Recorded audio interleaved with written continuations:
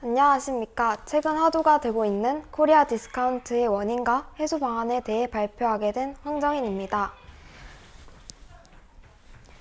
이 그래프는 올해 한국거래소가 발표한 유가증권 시장과 해외 주요 시장 투자지표 비교 자료인데요.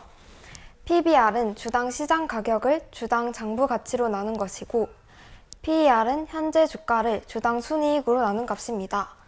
표를 보시면 한국의 PER과 PBR은 각각 11.3, 0.9배로 선진국의 평균, 신흥국의 평균보다 훨씬 낮은 것을 알 수 있습니다.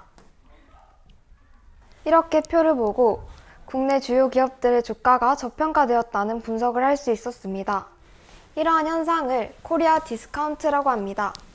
즉 코리아 디스카운트란 한국 기업이 다른 나라 기업에 비해 가치를 낮게 평가받는 것을 말합니다. 이러한 현상은 우리나라가 그만큼 해외 투자를 못 받고 있다는 것이고 우리나라의 기업과 경제 성장의 한계를 들고 오기 때문에 문제가 됩니다.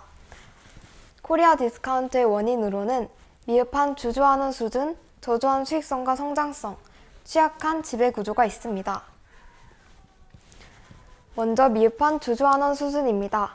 다음 그래프는 주요국 상장사 배당 성향입니다. 중국, 일본, 미국에 비해서 한국의 배당 성향이 현저하게 낮은 것을 볼 수 있습니다. 이렇게 배당 성향이 낮은 대표적 이유에는 상속세가 있습니다. 우리나라의 경우 상속세가 상장기업의 대주주의 경우 60%로 매우 높은 편이기 때문에 대주주는 주주 환원보다 자금을 회사에 유보금으로 가지고 있는 것이 유리하다고 생각하는 경향이 있습니다. 그럼 그 주식의 주가는 올라가지 못하여 자기 자본 대비 할인되어 거래되게 됩니다. 이 주가가 상속증여세의 과세 표준이 되어서 대주주의 상속세 부담이 현저하게 줄어들게 됩니다. 따라서 대주주 입장에서는 주주 환원을 꺼리게 되고 한국 기업의 증시가 저평가받습니다. 그 다음으로 저조한 수익성입니다. 수익성은 이익을 자본으로 나눈 것인데 여유 자본이 생겨도 앞서 말했듯이 배당을 하지 않고 쌓기만 하면 여기 분모에 있는 자본의 값이 계속해서 올라가기 때문에 결국 자기 자본 이익률이 감소하게 됩니다. 즉 효율적으로 자본이 나누어지지 않았다는 뜻이 됩니다. 그 다음으로 지배구조의 취약성 측면입니다. 자본시장연구원에 따르면 우리나라 지배구조 수준위는 140여 개국에서 100위권 밖으로 최하위 수준입니다. 지배주주들이 기업의 주요 의사결정을 좌지우지하는 등 권력이 강한 우리나라의 독특한 지배구조상 지배주주의 사적 이익 추구 요인은 높으나 무능한 지배주주를 교체하는 것이 매우 어렵습니다. 또한 소액주주 권리를 보호할 수 있는 수단과 이사회 기능이 취약하기 때문에 지배구조가 취약하다고 평가받습니다. 이러한 대주주와 소액주주 간의 평등하지 않는 의결권, 수익 배분권 때문에 지배구조는 매우 취약합니다.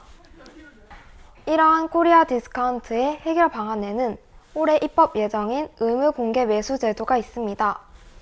M&A에서 상장 기업의 주식의 25% 이상을 보유한 최대 주주가 되는 경우 자녀 주주를 대상으로 해서 50% 이상을 공개 매수해야 하는 법입니다. 그동안 국내 M&A 시장에서는 대주주들만 누린 경영권 프리미엄을 모두가 같이 누릴 수 있습니다. 여기서 경영권 프리미엄이란 인수기업이 비인수기업의 경영활동을 통한 무형의 자산에 대해 웃돈을 얹어 지불하는 것입니다.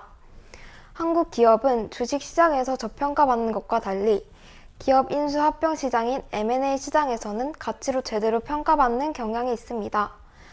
주주 환원을 하지 않아서 주가는 낮은데 대주주들만 훨씬 높은 가격으로 주식을 매각할 수 있는 것입니다.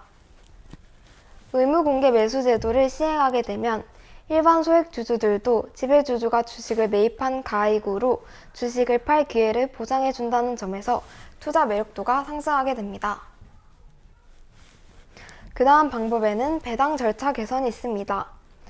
현재 우리나라 대부분 회사들은 연말에 배당받을 주주에 대해 확정을 하고 그 다음에 봄에 열리는 주주총회에서 배당금을 결정합니다. 투자자 입장에서는 내년에 받을 돈이 얼마인지 예측할 수가 없습니다. 반면에 외국 기업들은 배당에 대해 예측이 가능합니다. 따라서 투자자 입장에서는 우리나라 기업보다 외국 기업에 투자하고자 할 것입니다. 이것은 계산된 배당 절차 개선입니다. 먼저 3월에 주주총회에서 배당액을 확정한 뒤에 그 다음에 배당 주주를 확정합니다. 이렇게 현재의 절차와 반대로 배당액을 먼저 확정한 뒤에 배당받을 주주를 결정해서 배당 예측 가능성을 높이고 기업도 투자를 받기 위해 배당 성량을 제고하려는 노력이 생길 것입니다. 지금까지 코리아 디스카운트의 원인과 해결 방안에 대해 소개하였습니다. 코리아 디스카운트가 단기간에 해소되기는 힘들겠지만 다양한 원인을 분석하여서 기업과 정부의 개선책으로 우리나라 기업이 제 가치를 평가받아 기업의 성장, 더 나아가 대한민국 경제의 성장으로 이어지면 좋겠습니다. 지금까지 발표를 들어주셔서 감사합니다.